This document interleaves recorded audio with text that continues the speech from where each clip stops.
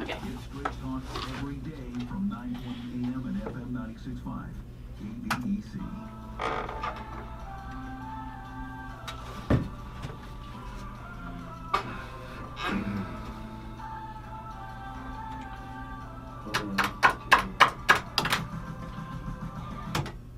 Welcome back to Hometown Radio. I'm Dave Congalton. Woniya Thibault is here. She is an ancestral skills instructor.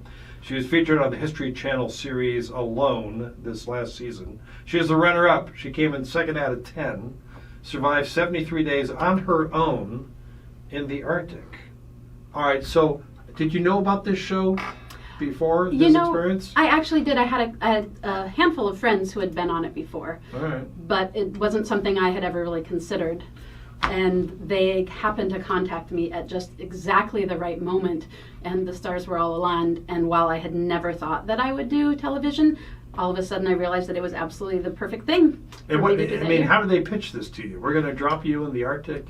Well, I think I knew, I had watched it a couple times when some of my friends were on it, so I knew the basic premise. Right. And, from the time I was a teenager interested in these skills, that was the dream.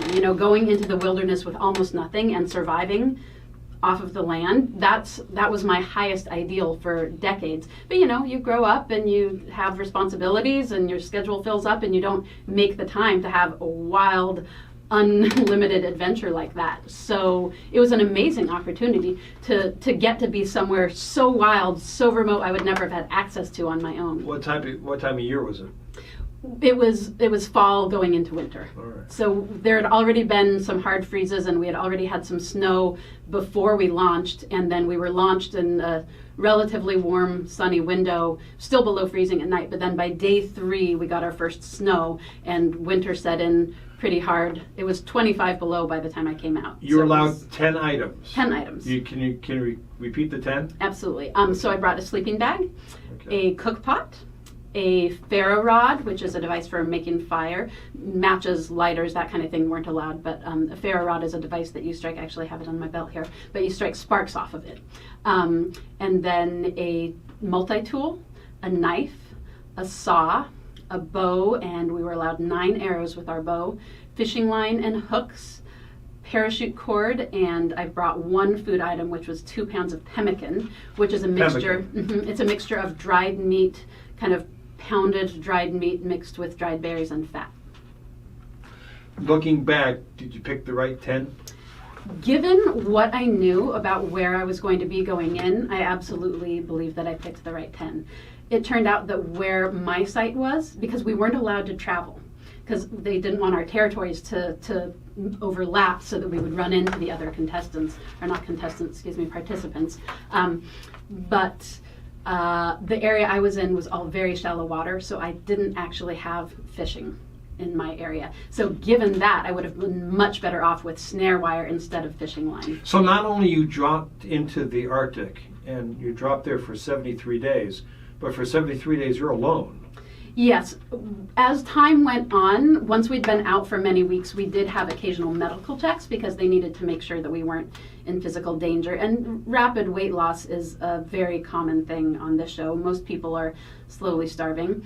And so we would have medical checks every so often in the later weeks of the show. But besides that, no one. And those were, relatively brief. So there's the physical, but there's also the psychological. Are you used to spending a lot of time on your own? I'm used to a lot of time on my own. I'm an only child, and I've lived on my own a lot, but never those kinds of stretches with 0 human contact. I think that probably 4 or 5 days was the longest I'd gone with 0 human contact previously. So you're with cameras. Mm-hmm.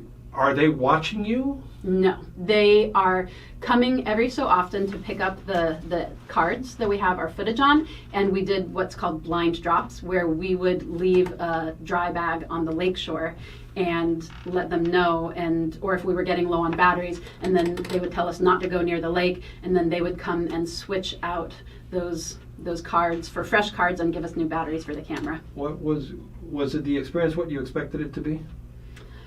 Yes and no. I mean, it was different in a ton of ways.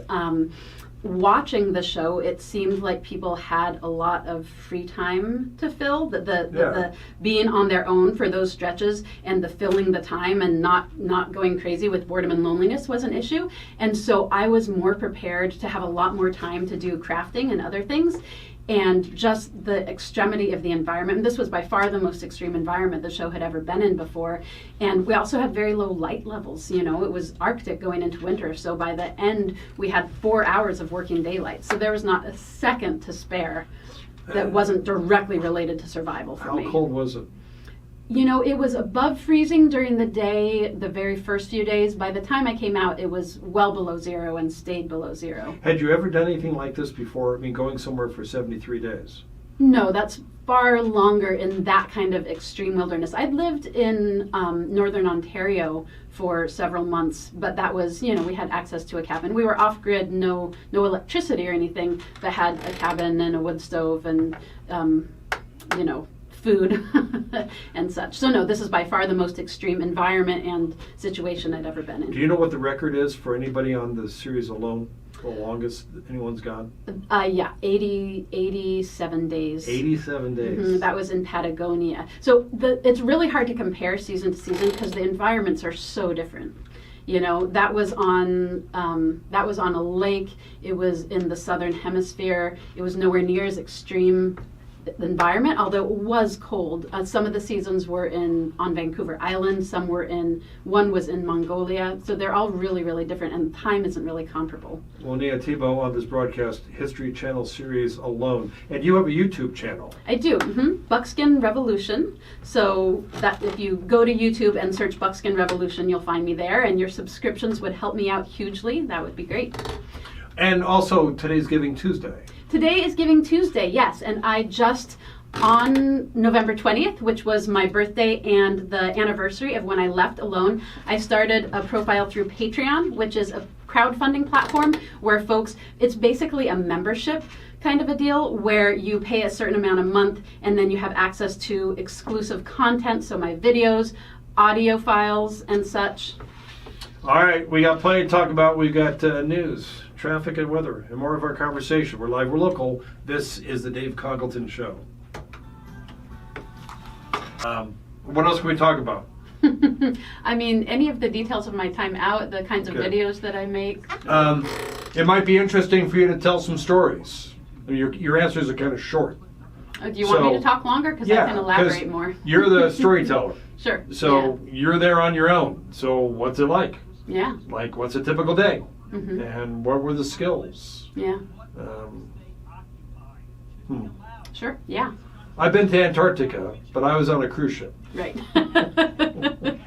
Yeah, I mean, there's a lot of ways that it was really different than I expected just in terms of what it actually takes to live day in and day out. So that would be interesting for people, I'm sure. So yes, go longer with your answers. Sure. Fine. Okay, great.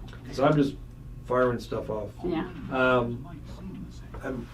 These are any callers coming in or text messages and messages from Craig.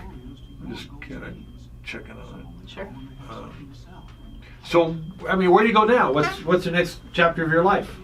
So I'm working on, the videos is a new thing. I've always taught these skills, but mostly in small venues. Yeah. And so I'm trying to really make it a lot bigger. So the YouTube is a way to teach more folks. I'm working on online courses. And then I also have, I'm working on 3 books right now. So kind of. 3, why not just work on 1? Well, 1 is a 1-volume book that I'm breaking into 2 volumes. Okay. And 1 is something that I'm not yet totally advertising. Do you have a website? I do. Okay. Mm-hmm.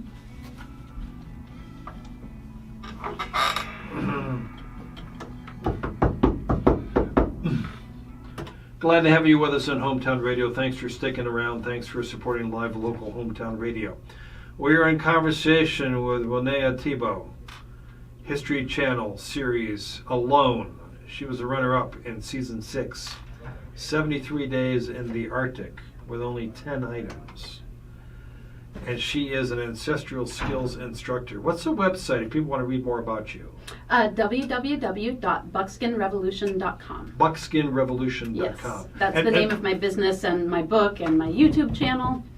And we were talking before the break about today being Giving Tuesday. Oh, yes. So today is Giving Tuesday, and just 2 weeks ago now, I started a Patreon profile, which basically is a platform where it's a crowdfunding platform where folks can join the team of a different artist and support them in what they're putting out. So by joining me on Patreon, it can be as little as $3 a month, and you get access to exclusive videos and newsletters and audio files, as well as Buckskin Revolution stickers and my toolkits and my books and variety of different benefits depending on the tier. But it's a way that I can be supported in teaching these skills more widely and better. How long did you think you could survive? That's a great question. I was planning on being out there through the winter.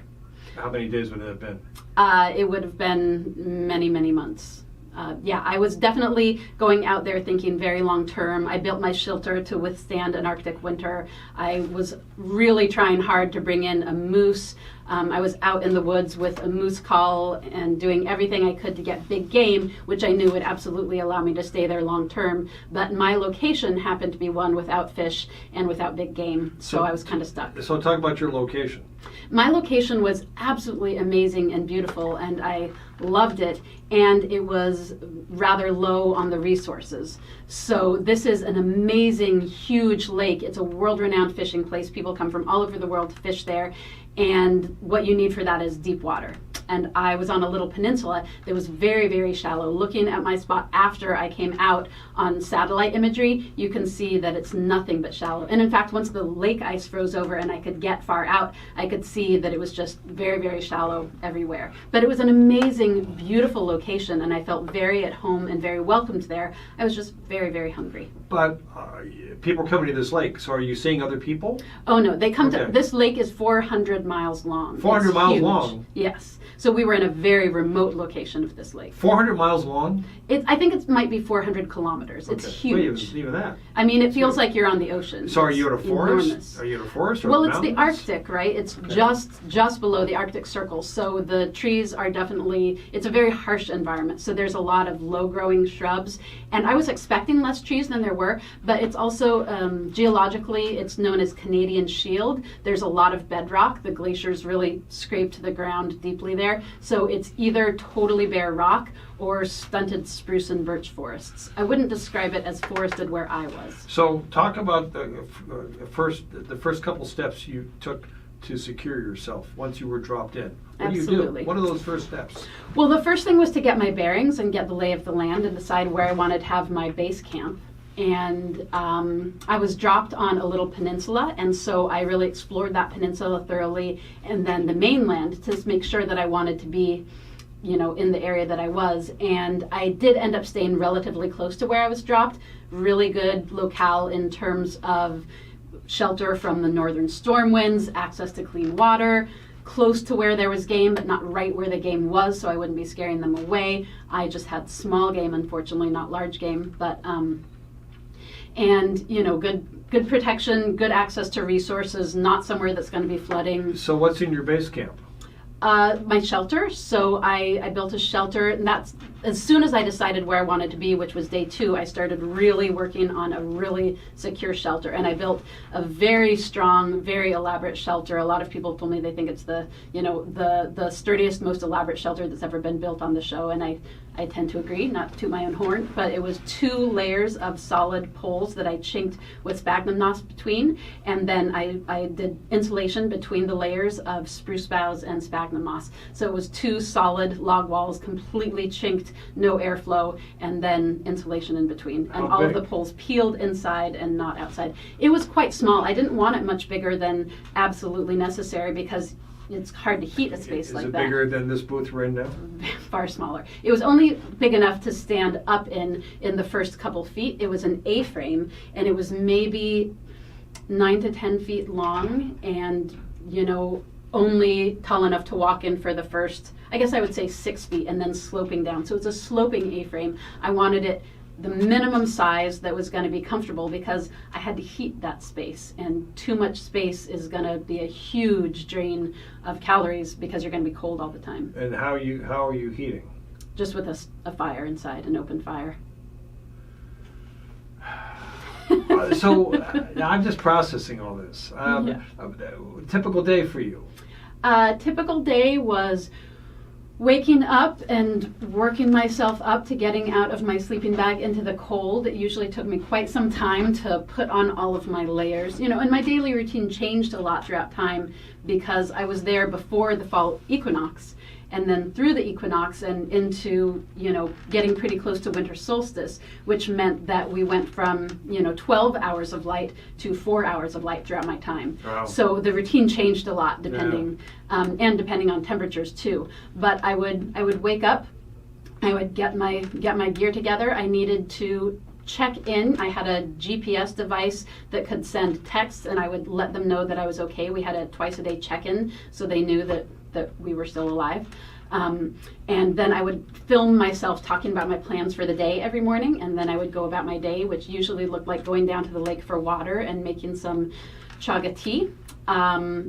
By the end, I had cranberries to eat. I had woven several baskets and had a good supply of cranberries, so I would eat a handful of cranberries, which was all I could really eat before my mouth started to go raw because they were so acidic.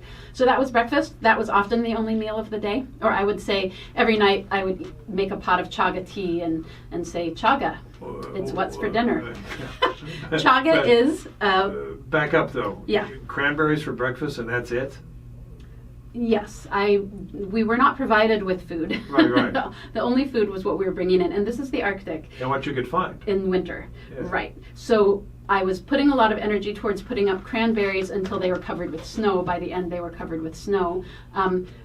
I didn't start trapping until the third week. I was hunting with my bow for the first couple weeks, and I started trapping on week 3, and at that point, pretty much from then on, trapping was the majority of my day every day. So most days I didn't have anything in my trap. I was setting up new traps in new areas. Also, I didn't have snare wire. I didn't have the easiest trapping supplies. So I was having to make up snares using parachute cord and fishing line and contending with foxes that were stealing rabbits out of my traps. So getting food, working on my shelter, and bringing in firewood, trying to keep myself from being dehydrated were the vast majority of my time. When I had game, processing game, tanning the hides, making things out of the hides also took up my time.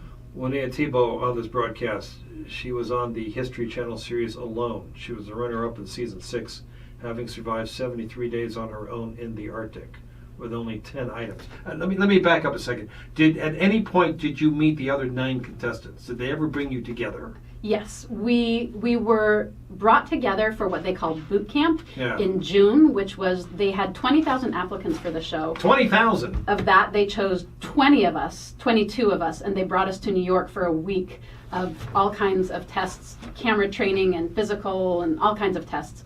And then they chose half of us to go on the show. And so we met during that boot camp. We didn't know who else was selected until we got to the site, and we had about 9 days of being at a base camp before they dropped us at our sites. And what'd you think of your contestants? It was like the Hunger Games? It wasn't the Hunger Games. There was a lot of I would say there was some posturing and some big talk amongst some, but mostly it was really sweet and a lot of camaraderie, and I really liked everyone. I wasn't expecting to like people as much as I did. And how did you stack yourself up against them? How did you compare your training, your background? So the thing is, there are a lot of different types of, quote, survivalists, and I am very much coming from the ancestral skills world and not the high-tech and gear world. I would say that of the 10 of us, I have been doing this and doing it more extreme than a lot of the other folks. There were only a couple of us that were more lifestylers as opposed to like weekend hobbyists. I felt pretty good about my skills going in. I felt good about how I compared to others. I felt like I was kind of dismissed as not a contender, being a woman, being from California, being pretty small and bright and chipper, and I don't necessarily come off as super tough and rugged and survivalist. I think you could take people out. I think I wouldn't mess with you. Yeah. But I felt good about my chances. Of the 10, how many were men? They have only ever cast as many as 3 women. So it was 7 men and 3 women. Really? Yeah. And they always say they'd love to have a woman win, but then they don't give us equal chances. Explain. Well, just that they have never cast an equal number of men and Oh, I women, see. so it's skewed towards men being more likely to do well. And do they explain why? That they don't want it to be a battle of the sexes, and that they get a lot more male applicants. Yeah, maybe men are So, more willing to put themselves through that. Do you I'm feel not sure. do you feel like you're an anomaly in this survivalist No, not at ancestral all. skills world? Not in the ancestral skills world. 20 years ago, 25 years ago, I would say yes. But over time, there are far more women doing it than there used to be. And certainly in some of the more like, obviously military survival world, that's very male dominated. And then it's kind of a spectrum. All right. And you've watched the show. You've watched your episodes. Yes. Right. Do they accurately portray your experience, or are they dramatizing it? I would say that they are definitely dramatizing it in the ways they pick and choose the footage. You know, Yeah. all of the footage is 100% genuine. However, they put voiceovers over Yeah. some of our footage Yeah. that are taken out of context and give a certain impression, and I wasn't really pleased with some of the ways that they edited me. I felt like who I am and the most important parts of my journey came through, but a lot of the most poignant moments and the things that meant the most to me didn't make the cut, and I wasn't given very much footage. Give me a poignant moment. So many. Certainly one big one was when I had my epiphany about leaving. It was a very emotional moment because I was 100% committed to being there, and I absolutely loved being there. But towards the very end of my time, I began to be aware of how my body was deteriorating. And while what I wanted most in the world was to be in that spot, I became aware of the fact that millions of people, particularly young people, particularly young women, were watching me and invested in my journey. And I did not want to be an example of doing yourself harm for this idea of money or the idea of winning. And I decided that leaving on my own terms before my body really was in danger was the most important thing I could do for the world of people watching me and for myself. Talk about how your health changed over the 73 days. You know, the truth is that I felt really good. However, I lost 50 pounds. I lost over 33% of my body mass, which is very dangerous. You're pretty thin now. Yeah, I was quite skeletal. Yeah. It was scary, and I didn't really realize how much weight I had lost. Obviously, I knew that I was very thin, but it was the Arctic. It was way below zero. I had, all of my layers on all the time, and I never took them off. So I wasn't really keyed into what was happening. But it was as I was getting close to my birthday, and one of my big goals had been to be out there until my birthday. And I had thought that being in that wild place would be the most amazing birthday present I could give to myself. And then all of a sudden I had an epiphany that I was desperately skinny and my trapping was decreasing steadily because the weather was more severe, so there was less animal movement. The foxes were more and more keyed into my traps, stealing my food before I could get to it. And I didn't have adequate gear. I was trapping with fishing line, which rabbits can chew right through. So they were onto me. They were learning how to set the traps without being caught. Did you have much contact with animals? There were a lot of birds. Bird life Right. was huge. I never felt lonely because I'm such a person who's so connected to the natural world. I went to school for these things, and I have a deep practice of a sit spot and birding. Yeah, but in the Hollywood movie version of your experience, the fox is going to come up and you're going to befriend the fox. It's dances with wolves all over you again. don't really befriend wild creatures that are eating your food when you're starving. I didn't see them. I saw their tracks. It was very frustrating finding tufts of rabbit fur where the rabbit was gone and seeing fox tracks going to and from my tracks. I still loved the foxes, but I wouldn't call it befriending exactly. So no long-term health problems? I still have a few things. My tooth enamel and my nails seemed affected. A lot of my hair fell out when I came back. It took me months to get back to being able to eat normally. My metabolism was really thrown off. I was really skinny for a while and then started putting on like a pound a day, and the weight was distributed really strangely. So it's been a journey. I've had a lot more cold sores since coming out than I had beforehand. I think just, all of these things represent a taxing of my deep reserves. Don't take this wrong, because I'm just the dumb guy listening to this. But after about, the third week, I'd be like, okay, I get it, thanks, I'm ready to come home. Yeah. You did this for 73 days. It's true. I mean, I felt great. I was loving it. You asked what I saw in my body, and what I mostly saw was my weight going down. The most uncomfortably hungry I felt was in the first couple weeks, and then my body adjusted, and I went months longer, and I felt great until the very end. It was those last few days that I started to notice that I was less physically capable, and I knew that I was on the edge where I was starting to metabolize my own muscle because there was nothing left on my body. What were you eating? What kind of animals were you able to trap? It was mostly rabbits and squirrels. I shot a grouse early on, but grouse were actually kind of rare visitors to my peninsula. And my aim with my bow definitely went downhill over the weeks and months of starving. So it was pretty much just one grouse and then just rabbits and squirrels. What does squirrel taste like? It's a light meat. It's, people say it tastes like chicken. I don't think anything tastes like chicken besides chicken, frankly. But it's a light meat. It's similar to rabbit, but it's different. It's unique. It's delicious. I recommend squirrel. Off the Stolberg Law KVC text line, well, you used a bow and arrow, right? The listener wants to know what type of rifle you use, but you used bow and arrow. We were not allowed rifles. That was not one of the 10 options. That would have been amazing, but no, a bow and arrow. Second listener is writing, working later and listening later than I normally do.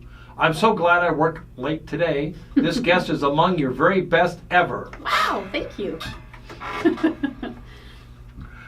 So, as you were coming out of the show and looking back on it, you're glad you did this? Oh, it's one of the most, I would say it's the lost most amazing 50 pounds. thing I've done in my life. Yeah, losing that weight, it was an amazing physiological experiment, and I really had a shift midway through my time. Here's another really poignant moment that I wish had been shown, but so much of it is mental. People think it's a real physical challenge, and of course it is, but your attitude and your mentality is everything. And I went through a long period in the middle of my time out where I was starving because the foxes were stealing from my traps, and I was thinking, I'm starving. And then I just shifted my perspective and I said, no, I'm doing a really deep cleanse. And I'm coming into a deeper relationship with my millennia of human ancestors for whom regular periods of feast and famine were a part of life. I know that I evolved to do this. I felt so connected to my human ancestors and to all wild animals who actually live on the edge of survival all the time. And how many people in our culture today get to experience that? It was amazing. Were you in any danger at all, ever? I didn't feel that I was. Okay. The producers were pretty concerned about me because of my level of weight loss. But in terms of weather or animals? Sure. There are bears, and I saw wolf tracks, there are lynx, there are wolverines, there are all kinds of animals. I never felt afraid, and I never felt in danger. I felt that land really excited to have me there, and that land longing for the kind of relationship with humans that is so rare anymore. What's that website again, please, Woniya? Buckskinrevolution.com. We'll come back for a final segment. First, with pleasure, I remind you that today's edition of Hometown Radio is sponsored in part by your hometown grocery store, Spencer's Fresh Markets, in Morro Bay and Santa Maria, always online at spencersfreshmarkets.com. I'm going to ask Woniya to cover her ears so she won't hear about all this meat on sale. I don't want her having a... Anyway, this is what John has this week on sale. Beef tri-tips or fresh baby back pork ribs, $3.99 a pound. Boneless, skinless chicken breasts all week long for only $1.59 a pound. Bananas, 2 pounds for $1. Broccoli crowns 99 cents a pound. Woniya would have killed for any of these items. It's true. Any of these items she would have killed for. You can get them today at Spencer's. What have we hit on that we should hit on here? Take-home messages, I think. What the viewer can, or listener, what have you, can learn from the experience and take home. So here's another one. Best show ever. Aw. What a human she is. That's great. Okay. Top of the hour at ABC Radio News. Then Richard Palmquist joins us on the Stolberg Law KVC text line. Sandy's writing in, I so agree. Best show ever. What a human she is. There you go. It's fabulous. When people hear your story, what do they say? They have the similar reaction, or what's your problem? No, I think a lot of people are amazed and say something like, "Oh my gosh, that's so great! I could never do something like that." I couldn't. And my part of my message is, in fact, you can. In fact, you evolved to do it. And I think that, you know, part of why I wanted to be on the show was to represent the common person and not the kind of the big buff survival person with the huge knife, you know, like I brought a small knife and I'm a small person and I didn't have a lot of fancy technical gear. I made almost all of my own gear. But allow me the question. Yeah. Tip of the hat. Why would I want to do this? There are so many reasons. I mean, in our fast-paced world, how often do we just get to have quiet mind and actually live within natural cycles, have the sunrise and the sunset mean so much, and the turning of the seasons, and actually noticing when the last of the geese fly south for the winter and when the new birds arrive, and it's so fulfilling. Yeah, but do I have to eat squirrel? You get to eat squirrel. There are many, many days where I didn't have squirrel, and there's no such thing as have to. If you have enough food to squirrel. You're wishing at squirrel. So much time wishing for squirrel. Yeah, that was one of the biggest take-home lessons for me, is just the degree to which we are so incredibly privileged in our culture, and we feel entitled to have the things that we need all the time. I think that going without is so good for people. You know, because how else do you come to really appreciate the bounty that you have if you've never experienced anything but having it? So starvation is great for a person short term. Reese Witherspoon's going to play you in the movie, right? I'd like to play myself. Yeah. Season 7, where are they going season 7? That's all top secret. Oh, they haven't announced it yet. Top secret until right before the release of the show. Oh, so when is the show actually on the History Channel? Well, it's mostly always aired in the summer after filming in the previous fall, besides when they were in South America. So I don't know exactly, but presumably sometime, like ours premiered June 6th. So presumably it would be sometime in June for the next season. And people can see season 6 on YouTube? Everywhere you can, like Hulu and Amazon Prime and History Channel and the History apps. Are there links on your website? There are links to trailers of the show, but there's not full episodes on YouTube, to my knowledge. And your website again is? My website is buckskinrevolution.com. I also have Patreon profile, which is patreon.com/Woniya Buckskin Revolution. I also do phone-in consultations and mentoring. So there's so many ways to reach me. If you look up Woniya Buckskin Revolution. I'm in the Arctic. I can't find squirrel. Exactly. Give me a call. I'll give you some pointers. What's on your bucket list? What's the goal? What's the big one? Oh my gosh, so many. I would love to do a little bit more world travel where I go and work with artists who are still practicing ancient ways that are being lost, and to help preserve and spread those skills that are disappearing. Yeah, but what's the mountain? What's the experience that you want? Those are amongst it. You know, I'm not like a super adrenaline junkie, high adventure type, but deep immersion in the wilderness, like alone, but maybe without a camera next time. That's the kind of thing that I crave. And absolutely those really remote wilderness areas, like I was in the Arctic. I fell in love with the Arctic. I'd love to spend more time up in the far north. Room service. No, I'd like a guided hunting trip. That'd be awesome. I want to thank you very much. Appreciate your time. Yeah. Off we go. News, traffic, weather. 6 o'clock hour begins now.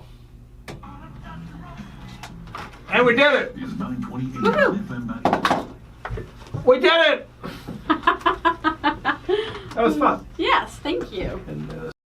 Thanks so much for watching, everyone. Please subscribe to my channel, and if you're interested in learning more about what I do and ways to learn from me, check out my website, www.buckskinrevolution.com.